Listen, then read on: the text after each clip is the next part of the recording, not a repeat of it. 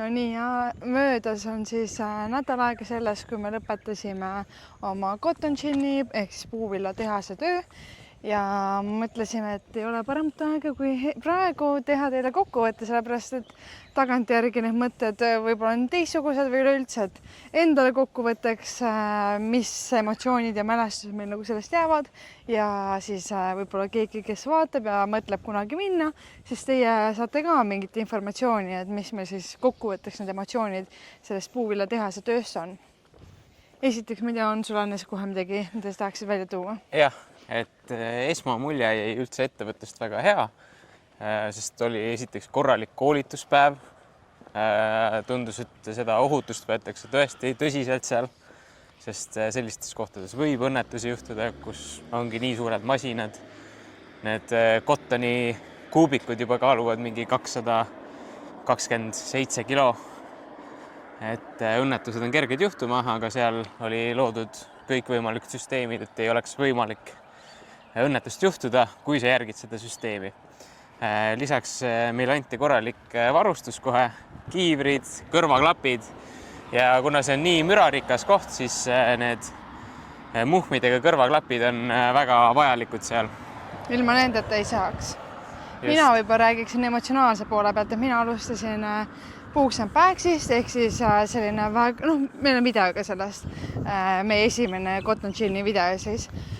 See oli väga-väga väsitav ja nagu lõpuks käed olid mul katki ja valusad ja need, kes nagu tegid lõpuni välja seda, siis ma vahel küsisin, kuidas teil käed on, siis ära isegi hakka rääkima, et see on nagu nii hull.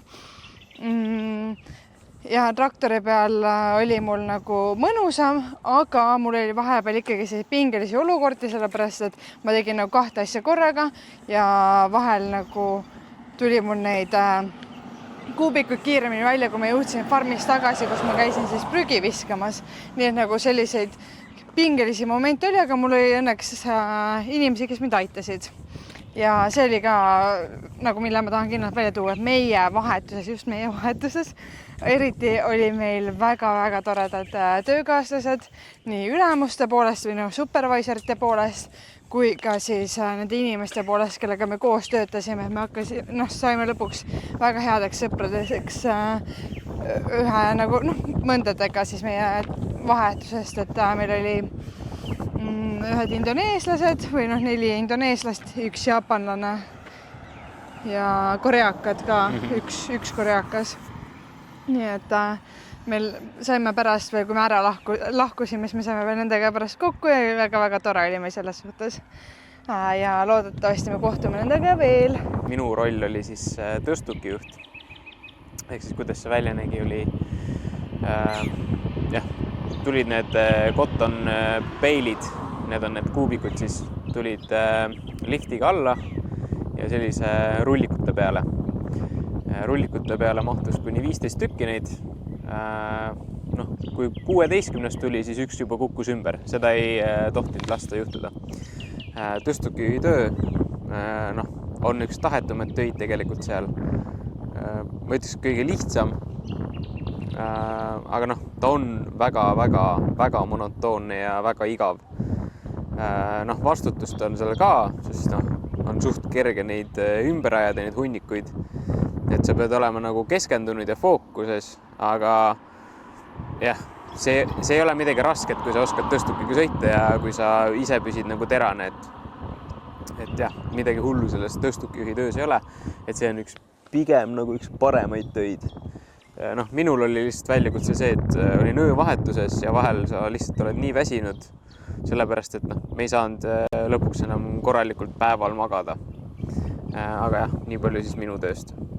Tõstukijuhi töö plussidest veel on see, et minul oli konditsioneer, mina istusin tehniliselt kinnises ruumis, et vahepeal oli väga külmad ööd, vahepeal käis isegi -1, aga minul ei olnud viga midagi, sest mina sain konditsioneeri puhuma panna, sain sooja ja kui päevavahetuses inimestel oli palav, siis nemad said külma peale selle panna.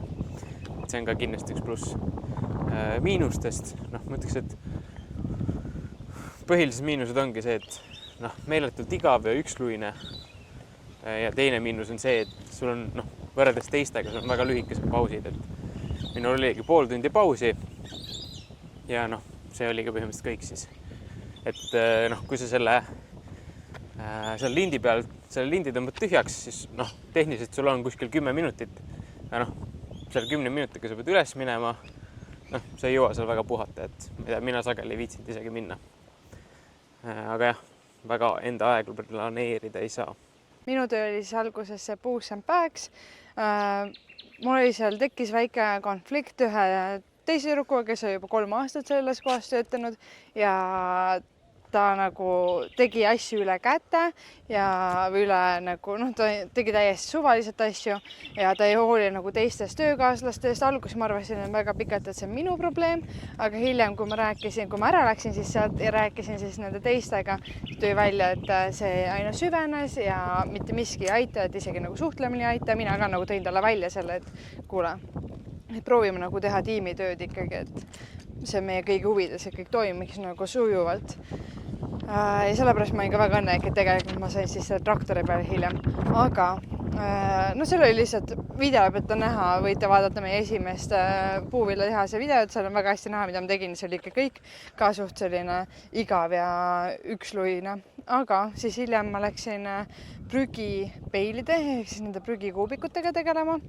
Seal nendega ma pidin panema igasuguseid neid plastikvitsasid ümber. Alguses oli see minu jaoks hästi suur väljakutse, aga hiljem ma olin nii pro, et ma tegin see üliruttu alati ja kui keegi tuli mulle appi, siis ma mingi, ta ei saa üldse hakkama või mitte, et halvaga, et ei saa hakkama, aga ma nägin seda sama, et neil on ka väga keeruline ja siis ma ei tundnud ennast jälle halvasti, sellepärast, et teistel oli ka alguses keeruline, aga sain selle käppa. Aga siis oligi vahepeal, ma ei tea, mul nendes mingid asjad katki või midagi läks seal, mul oli veel päevavahetusega probleem, sellepärast et nad ei koristanud kunagi ja siis, kui ma tulin, ma pidin hakkama kohe alguses tegema masina kontrolli ja siis sa pead hakkama koristama, istutama neid peile ja olen kiirusest. Ja mul oli ka, ma tegelikult sain vahepeal chillida, istuda, aga ma ei saanud näiteks lõunale minna, näiteks koos Hannasega, sellepärast, et mina läksin lõunale siis, kui oli mul puhkemoment. Ma ei tea, näiteks mul 25 minutit, paljud käisid näiteks lõunal mingi 45 minutit või tund aega, et näiteks Feeder Bay, kus siis need suured moodulid sisse lähevad, seal need poisid käisid 3 korda päevas tund aega pausil. Ja siis ma vahepeal olin küll, et ma saan ka istuda siin, aga mul dikteerib masin kui kiiresti ja seal ei olnud alati seda korrapärasust, et ma ei tea, iga 25 minuti pärast saab see kuubik valmis või vahepeal, ma ei tea, oli 15 minutit, vahepeal 20, vahepeal 17, vahepeal oli 18, see on väike, ma enam-vähem võisin aimata kui kiirelt, aga ikkagi. Et see tegigi minu töö keeruliseks, kui nii saab öelda. Ja minu töö oli ka üks kõige mustamaid töid, ma ütleks, sest kui mina seda igasugust prügi tühjendasin, siis seda tolmu lendas igale poole. Ma pidin liikuma väljas ja prügipeilid ise olid ka suht mustad, et mu kindad ja kõik riided olid alati iga päeva lõpuks täiesti mustad ja sopased. Ja eriti kui vihma sadas, see oli minu jaoks kõige jubedam päev üldse, kui meil näiteks öösiti vihma sadas, sest ma kõndisin väga palju väljas ja Austraalias see maapind, eriti farmides, läheb väga selliseks sogaseks või mudaseks ja see muda jääb sul jalgade külge kinni ja meil oli selliseid kohti, kus ma vaatan piimedesse ei näe ka. Vaatan, et ma peaksid saama läbi, et see on selline tugev pinnas ja siis astuda ja siis saad mingi sääreni lihtsalt vees, et see olukord ei ka, aga jällegi pluss poole pealt oli see, et meie töö näiteks andis meile kummikuid või meil oli olemas kummikuid, mida sai siis laenutada mina lõpuks, kui ma sain seda teada, siis ma lõpuks kogu aeg laenutasin neid kummikuid ja need olid küll mulle mingi 3-4 numbrit suuremad, aga need olid palju paremad, et mul jalad olid kuivad ja väga mõnus oli tööd teha. Et nii palju siis minu töödest. Emotsionaalse poole pealt veel siis nii palju, et vahepeal tõesti, me töötasime siis kokku 4 kuud äkki, umbes 4 kuud, ütleme nii, et suht täpselt 4 kuud. Ja me olime ainult töövahetuses, see oli lõpuks väga keeruline, sellepärast, et meie kehad ei ole loodud öösel töötama ja päeval magama ja seda enam, et kogu ühiskond töötab ju päevarütmis, siis näiteks inimesed niidavad muru näiteks, kui meie tahame magada, päike paistab sisse ja me vahepeal vahetasime oma asukohta või maja, kus me elasime siis, et esimene oli meil see kuur, kus meil ei olnud ühtegi akent, selles suhtes oli see hea koht, et tõesti meil ükski valgus sisse ei paistnud, aga halb oli selles suhtes, et seal olid igasugused putukad ja külm oli talvel, et ta ei hoidnud üldse sooja. Meil näiteks, kui meil oli vaba päev, siis me hoidsimegi seda konditsioneeri nagu sees põhimõtteliselt. Või vahepeal ta läks hästi soojaks, me hoidsime välja, siis 10 minuti pärast pead uuesti sisse panema, sellepärast et külm on.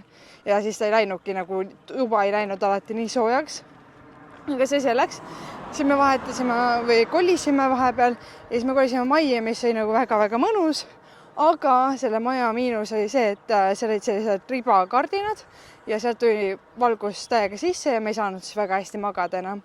Nii et ja see oli siis viimased 2 kuud umbes.